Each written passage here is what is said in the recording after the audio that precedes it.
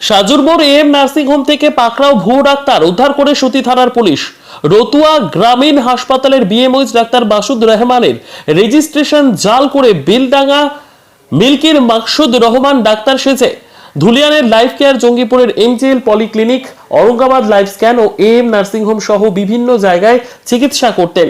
ঘটনাটি ডাক্তার মাসুদ রহমানের স্ত্রী তামান্না রহমানের নজরে আসে এবং তা খতিয়ে দেখতে এম নার্সিং হোমে ডাক্তার এম রহমান নামে রোগী দেখবেন বলে জানতে পারে তারা। সিনেমার মতোই রোগী সেজে ডাক্তার দেখাবেন বলে টিকিট কেটে ডাক্তার এম রহমানের অপেক্ষায় বসেছিলেন ডাক্তার মাসুদ রহমানের স্ত্রী সহ তার পরিবার।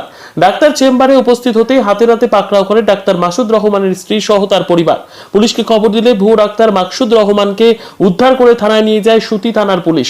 ডক্টর মাসুদ রহমানের পরিবারের পক্ষ থেকে অভিযোগ দায়ের করা হয়েছে। ব্যুরো রিপোর্ট, দিনরাত স্টার নিউজ। আমি তামান্না রহমান, ডক্টর মাসুদ রহমানের স্ত্রী। কিছুদিন আগে আমরা একটা খবর পাই যে আমার হাজব্যান্ডের রেজিস্ট্রেশনের নাম্বার নিয়ে একজন ভুয়ো ডক্টর মুর্শিদাবাদের বিভিন্ন জায়গায় চেম্বার করে বেড়াচ্ছেন, এবং এই খবর পাওয়ার সাথে সাথে আমরা এদিকে খোঁজ খবর লাগাই এবং তাকে হাতে নাতে আজকে ধরতে পেরেছি।